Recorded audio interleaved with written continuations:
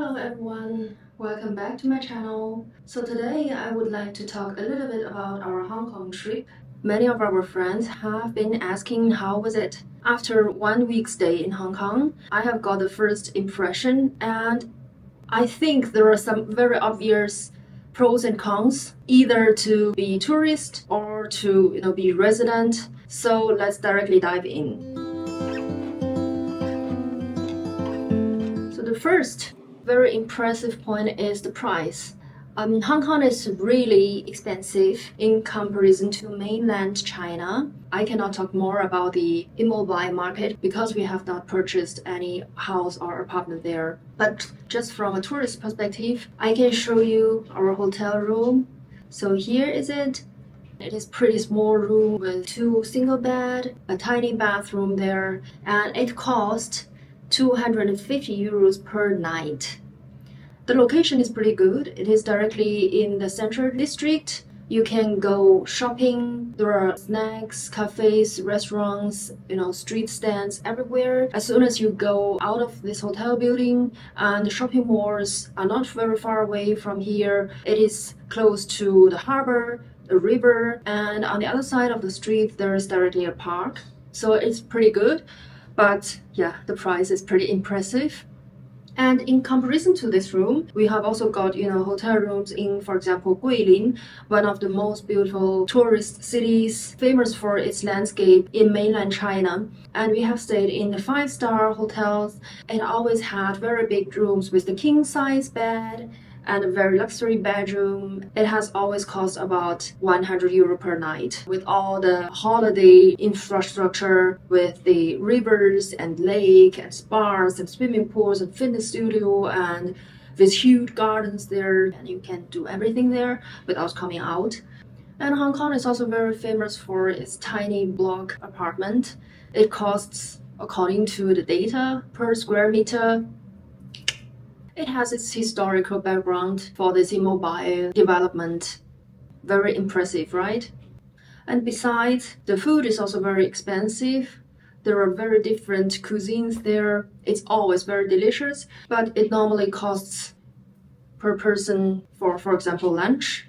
According to the local people, they don't cook so much at home, so they basically go out to eat or let the food delivery work for them because they have been working a lot. Secondly, Hong Kong is also a post-colonial city from England, so it has the whole British traffic system, driving on the left side, and people have to get used to it at the very beginning. There's also another big plus. Most of the Hong Kongese can speak English. I think this is a paradise for foreigners if they would like to experience Chinese culture. Okay, Hong Kong does not have the typical Chinese culture, but it is still very Chinese from many perspectives. And in mainland China, a lot of foreigners will experience the difficulties that not so many people can understand them or communicate with them. So if they have any problems or questions, they cannot always ask for help, or they have to speak Chinese pretty well so that they can communicate. In comparison to that, Hong Kong has its big advantage that almost all the signs, the street signs, the metro signs, etc., are in both Chinese and English, and sometimes also in Korean and Japanese. So as a foreigner, you don't have so many difficulties reading the signs and living there. And another plus is that it has its unique political system. So it belongs to China, but it has this one China, two policy system, and Hong Kong has its own policies, although many of you perhaps may discuss about the political kind of struggle in the past years, but still it is not so much controlled from the mainland Chinese government in comparison to all the other Chinese cities. And another very big advantage is that Hong Kong has so much nature. It does not only have mountains, but also have beaches, seas. So either you can go hiking, climbing the mountains, enjoy the parks, or you can lay on the beach, enjoy the sunshine, or go diving or swimming or surfing. I think mostly for the Western people, it is pretty nice. It is a mediator or kind of good combination that you can enjoy your life with a very high quality with nature there.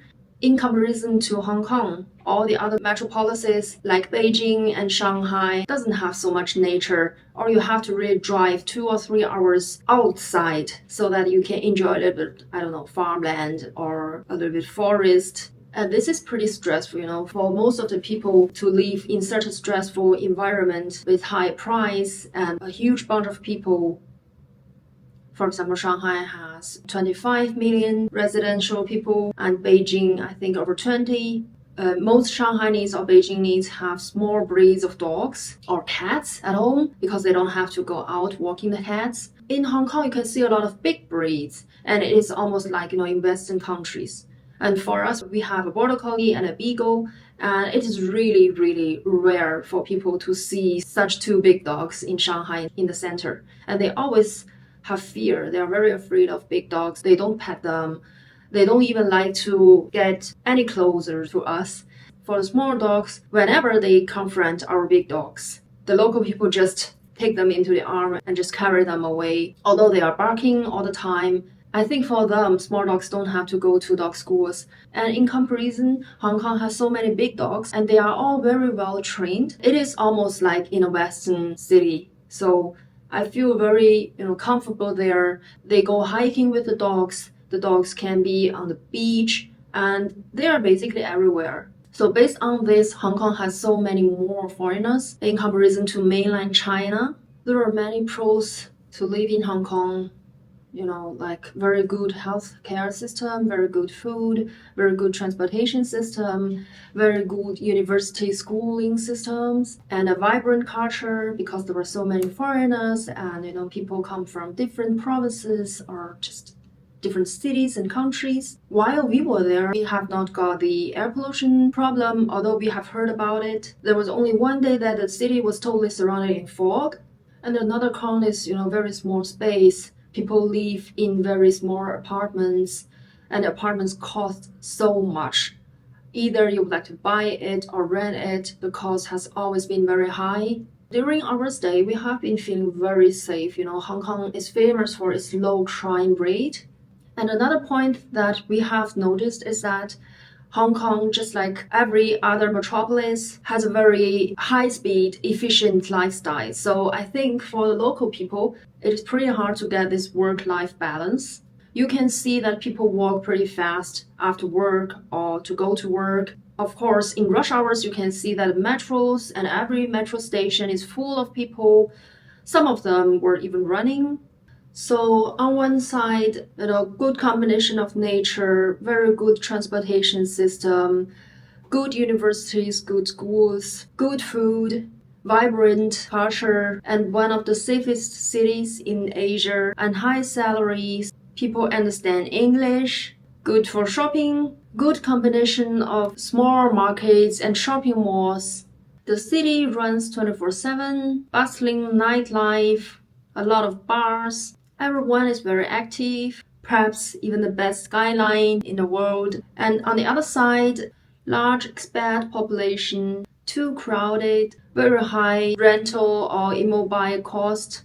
One of the largest wealth gaps in the world, consumption hotspot. Overpriced Western restaurants, cafes, overpriced supermarkets, extremely high living cost, complicated political systems perhaps for some of you guys, air quality, air pollution problems, and no digital nomad visa. So to conclude, I think it is definitively worthy of visiting Hong Kong. What do you think of living or visiting Hong Kong? Let us know. If you would like to watch more videos about other cities for tourists, please follow us and please leave us a comment. Have a nice day.